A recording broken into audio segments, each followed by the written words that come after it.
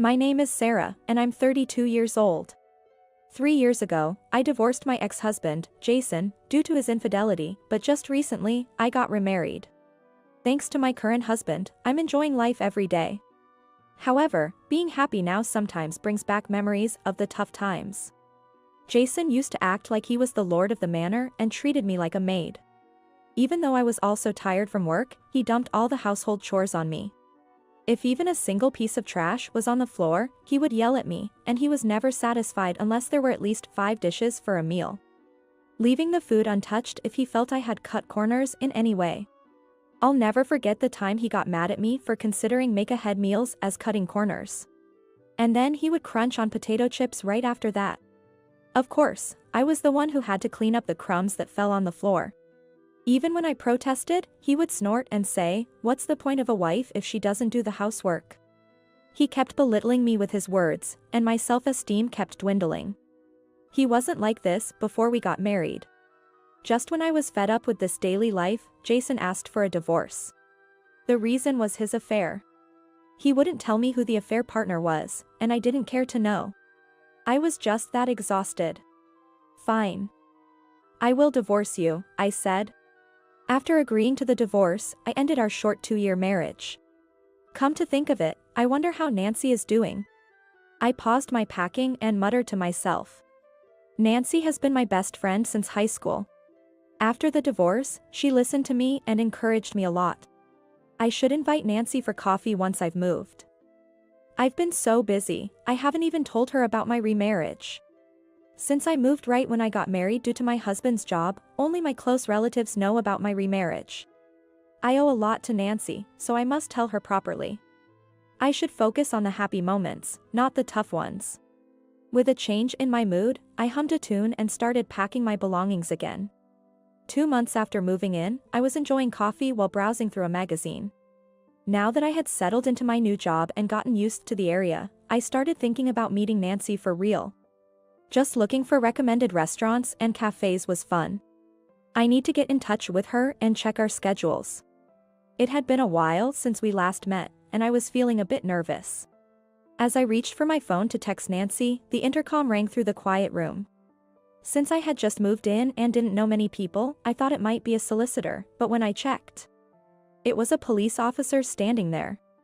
Could there have been some incident? I wondered, but I answered the door.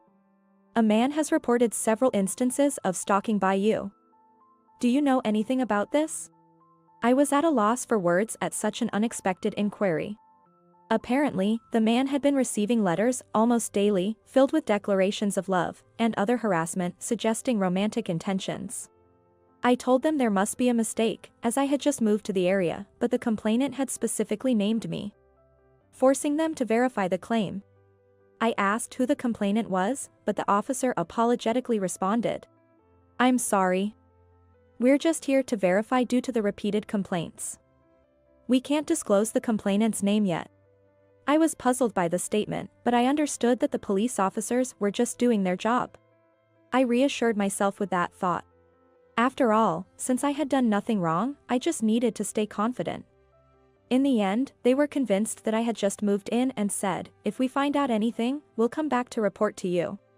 With those words, the police officer left. Afterwards, I dove onto my bed in the bedroom. I kicked my legs in the air and buried my face in the pillow, groaning. The eerie fact that someone had specifically named me brought an indescribable discomfort all over. Why? How come?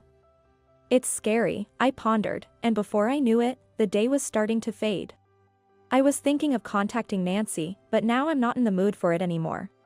Sighing deeply, I forced my heavy body up to clean the laundry. I was lost in thought about what had happened the day before. After the police left, I talked to my husband when he got home, and he reassured me that it must be some mistake. That helped me regain some energy, but as soon as my husband went to work and I was alone, the gloomy feelings crept back in. That's when it happened. There was a call on my phone from an unregistered number. I could have ignored it, but a bad feeling made me answer the call. "Sarah, long time no talk."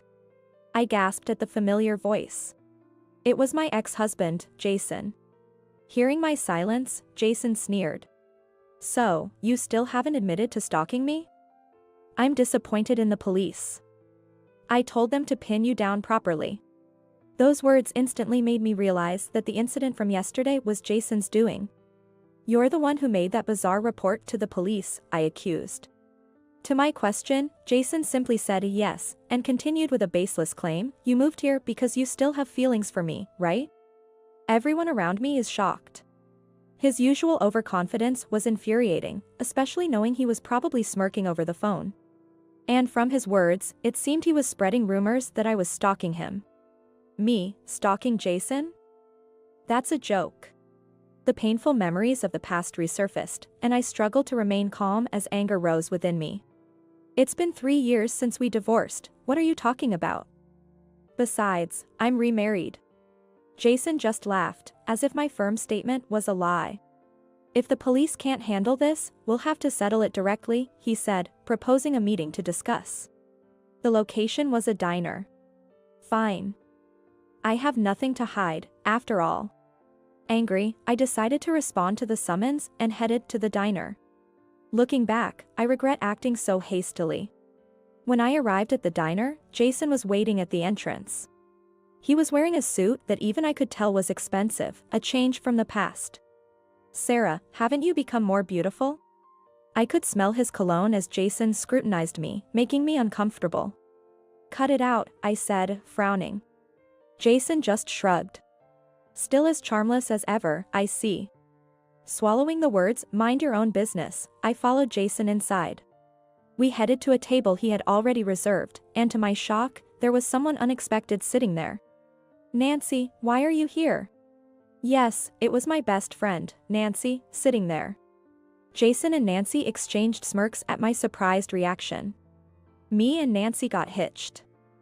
Don't go getting jealous just because I look happy, he said, wrapping an arm around Nancy. On his wrist was an ostentatious luxury watch that looked out of place. Oh, this? I'm running my own company now. Thanks to Nancy, of course. After divorcing me, he got engaged to Nancy and, with her parents' help, started his own company. Apparently, the business is doing well and has become stable.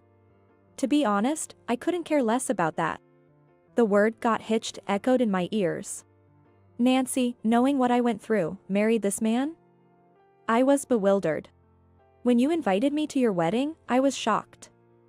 How could someone as wonderful as Jason marry you? I've always disliked you, Sarah. Everyone was always talking about you, even though you weren't that cute. So I pretended to be your best friend, thinking I'd eventually bring you down. Nancy smiled unabashedly and said, every time I met Jason, we joked about how we got the order of meeting wrong. I felt nauseous seeing Nancy happily leaning on Jason. Nancy had been there for me after my divorce, listening silently to all I had gone through. She must have been listening with the same malicious grin she was wearing now. Nancy, with a smug expression, began her story. She confessed to falling in love with Jason at my wedding. She had secretly given him her contact details that day and made her move, and Jason quickly became smitten with her too. What was worse, Nancy had egged Jason on to mentally abuse me. No wonder Jason's personality seemed to change abruptly after we got married. I was oblivious to the fact that they had been enjoying my suffering all along. Nancy boasted, since you wouldn't give up, eventually it took about 2 years to get Jason. As if tired from all the talking, Nancy sipped her orange juice through a straw. It was too shocked to say a word to Nancy. Now, to the main point, can you stop following Jason around?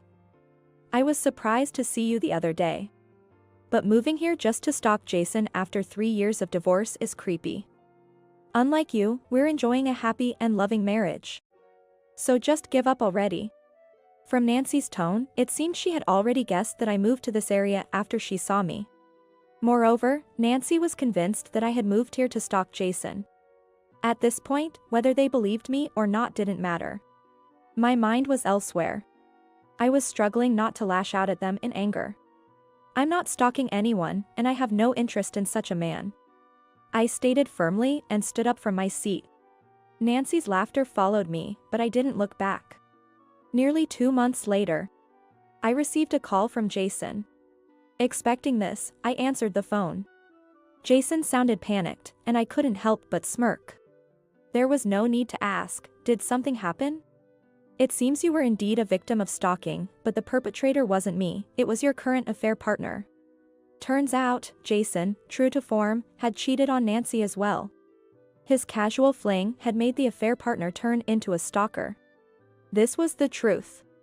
Jason, flustered by my words, explained the situation, mixing in excuses. It turns out Jason knew all along that the stalking was the work of his affair partner. However, if Nancy found out and it led to a divorce, he would lose the support of her parents. Hearing Nancy talk about me moving to this area, he saw an opportunity to divert her attention by framing me as the stalker. Apparently, it was Nancy's idea to specifically name me in the police report and to summon me to the diner, and Jason felt he couldn't refuse. Layering lies upon lies, typical Jason ended up in this mess. I shouldn't have treated you like a stalker. But there was no need for this. Jason cried out in anguish over the phone. He was in the midst of chaos.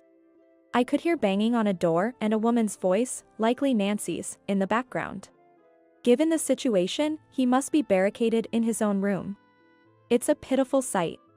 I merely told Nancy the truth as a favor to my former best friend, I said. What Jason referred to as this was probably me sending Nancy a certain photo. Along with a note saying, I'll be requesting damages, thank you. The photo showed Jason's current affair partner in the act of stalking and the two of them entering a hotel together.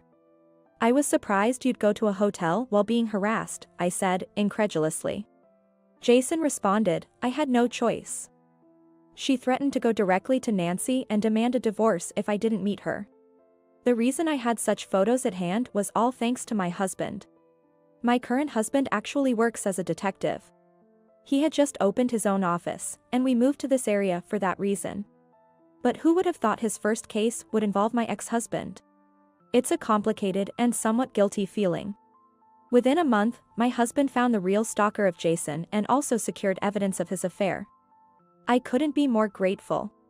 Oh, by the way, I'll be suing you and Nancy for damages, I informed Jason.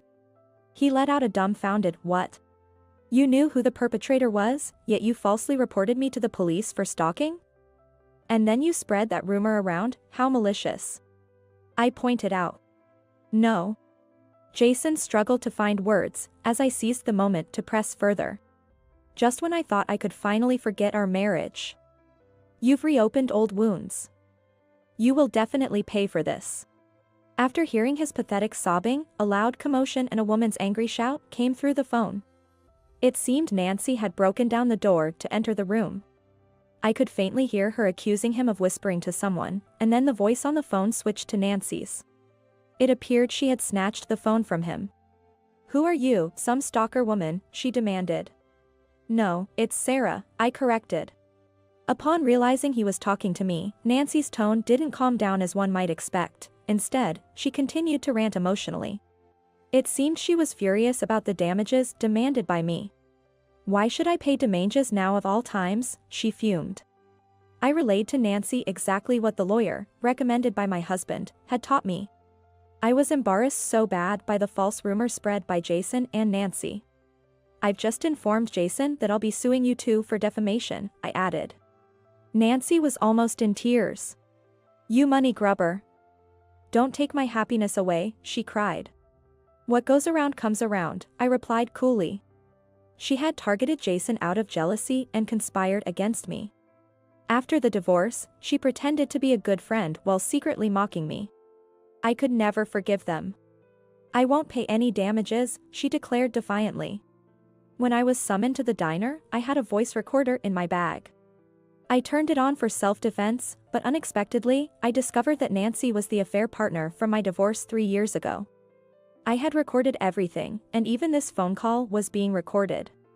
Regardless of what you say, you'll face the consequences of your actions, I stated firmly.